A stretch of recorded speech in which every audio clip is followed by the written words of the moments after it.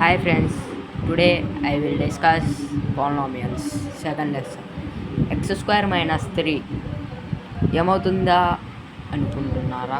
అయితే మీరు ఖచ్చితంగా ఈ వీడియోని స్కిప్ చేయకుండా చూడండి. మీకు సింపుల్ పద్ధతిలో ఈ ప్రాబ్లమ్ని చెప్తాను.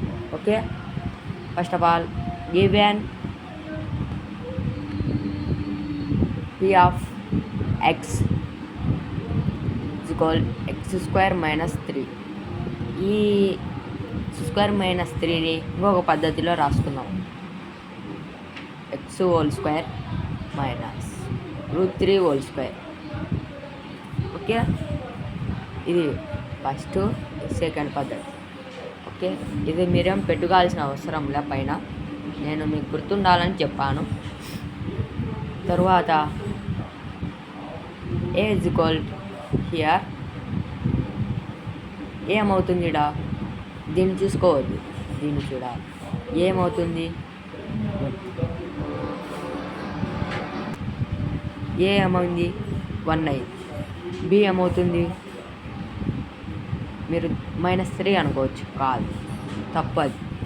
-3 ఎప్పుడవుతుందంటే x square minus 3x plus 3 is equal 0. ఇలాంటి పాలినామియల్ వస్తే అప్పుడు మీకు ఏ 1 అవుతుంది, బి -3 అవుతుంది, సి 3 అవుతుంది. కాబట్టి మనకి ఇక్కడ 3x అని లేదు, ఇక్కడ ఎక్స్ ఏదో ఒక వాల్యూ ఆల్ఫాబెట్లో ఉండాలి. ఓకే, కాబట్టి ఇది బి ఏం లేదు, కాబట్టి 0, సి అప్పుడు సి అయితే అది ఎక్స్ లేదు, -3 అవుతుంది. ఓకే, ఈ పద్ధతిని ఉపయోగించి మనం ఒక ఫార్ములా వేద్దాం. A square minus b square is equal a plus b into a minus b. Okay, a square ఏమవుతుంది, ఎక్స్ స్క్వేర్, బి స్క్వేర్ -3. ఇది ఇప్పుడు ఇది ఈ ఫార్ములా. ఓకే, ఏ ప్లస్ ఇక్కడ ఏ ఎంత ఎక్స్ ప్లస్ బి ఎంత √3. మీరు ఇక్కడ హోల్ స్క్వేర్ రావచ్చులే అనుకుంటా, ఇక్కడ హోల్ స్క్వేర్ ఉంది కాబట్టి ఇక్కడ హోల్ స్క్వేర్ రావాలి అనుకున్నాను. కాబట్టి ఫార్ములాలో ఉందా, లేదు, కాబట్టి మనం ఇలానే వేయాలి. తర్వాత ఇదే సేమ్ ఇలానే వేద్దాం, ఇక్కడ ప్లస్ను మైనస్ చేద్దాం ఆ ఫార్ములా పక్కన. ఓకే, ఇప్పుడు p of X is equal 0. ఇప్పుడు మన 0 వాల్యూని ఉపయోగిస్తేనే మనకు లాస్ట్ చివర ఒక ఆన్సర్ వస్తుంది. కాబట్టి X plus √3 X minus √3 is equal 0. X plus √3 is equal 0. అప్పుడు x is equal x plus √3 is equal 0, x is equal plus ఇతరకు వస్తే minus. Okay, or x minus √3 is equal 0, x minus √3 is equal minus ఇతరకు వస్తే plus. ఓకేనా, అర్థమవుతుందా friends? మీకు ఖచ్చితంగా అర్థమవుతుందని నేను అనుకుంటున్నాను. ఖచ్చితంగా మీరు ప్రాబ్లమ్ని అర్థం చేసుకోవాలి. ఈ ప్రాసెస్ అనేది మీరు ఖచ్చితంగా మైండ్లో మర్చి చేసుకోవాలి, గుర్తు పెట్టుకోవాలి. ఓకేనా, తర్వాత ఫార్ములాలు ఉపయోగించుకోండి. Alpha plus beta is equal -b/a. First formula alpha beta is equal c/a. Second formula. ఈ 2 ఫార్ములాలు మీరు ఎగ్జామ్లో కంపల్సరీగా రాయాలి. ఓకే, ఈ ఫార్ములాల వల్ల మనం ఉపయోగం ఏమిటా అనుకోవచ్చు. ఫార్ములాలు వల్ల ఉపయోగించి చేస్తే మీకు లాస్ట్ అది వెరిఫై అయిందా లేదా అని మీరు అర్థం కనుక్కుంటారు.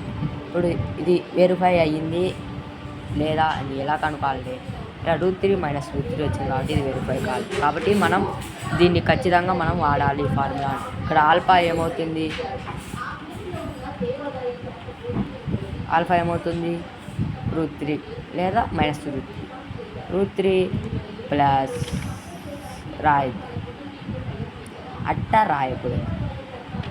Plus minus minus √3 స్కోల్. ఇక్కడ బి 0 ఉంది కాబట్టి మనం మైనస్ బి బై ఏకి 0/1. ఇక్కడ 1 ఉంది కాబట్టి 1 అక్కడ అట్లా చూసుకొని మనము పెట్టేయాలి.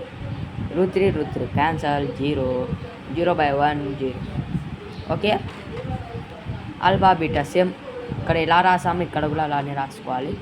ఆల్ఫా బీటా ఇక్కడ ఇంటుంది కాబట్టి √3. ఓకే.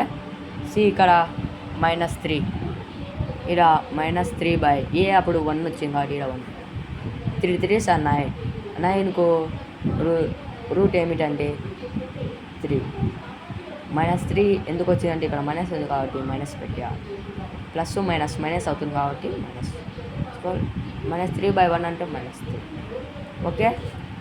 చూడండి ఎలా సింపుల్గా చేసేసాను. Therefore verify. సింపుల్ ప్రాబ్లమ్ని మీరు ఏంటా ఇది ఇంత కష్టంగా ఉందని మీరు ఆలోచిస్తారు కాబట్టి మీరు ఈ ప్రాబ్లమ్ని ఖచ్చితంగా నేర్చుకోండి. ఇంపార్టెంట్ ప్రాబ్లం పబ్లిక్లో కూడా ఖచ్చితంగా వస్తుంది, FA1లో వస్తుంది, FA2 SA1. ఓకే. ఈ ప్రాబ్లంని మీకు సింపుల్గా పరిచయం చేశాను కాబట్టి నేను మీకు పరిచయం చేశాను ఈ ప్రాబ్లాన్ని. మీరు ఈ ప్రాబ్లాన్ని పరిచయం చేసుకోండి, అది మీ మైండ్లోనే ఉంటుంది. ఓకే. ఇప్పుడు మీరు ఈ ప్రాబ్లం మీకు సింపుల్గా ఉంటే సింపుల్ అని కామెంట్ చేయండి. అర్థం కాకపోతే నో అని కామెంట్ చేయండి. అర్థమైంది ఎస్ అని కామెంట్ చేయండి. ఇలాంటి మరిన్ని వీడియోల కోసం మా ఛానల్ని సబ్స్క్రైబ్ చేసుకోండి. ఫస్ట్ ఆఫ్ ఆల్ మీరు ఎంత నాకు సపోర్ట్ చేస్తే మీకు అంత వీడియోలు పంపిస్తూనే ఉంటాను ప్రతిరోజు. తప్పకుండా నా వీడియోను స్కిప్ చేయకుండా చూడండి. ఓకేనా. ఇంకా మీకు ఏ ఎక్సర్సైజులు లేదా ఎగ్జాంపుల్ లేదా అర్థం కాకపోతే నాకు కామెంట్ చేసి చెప్పండి. Okay. My name is Chenna Neeraj. Please supporting my channel. Thank you for viewing.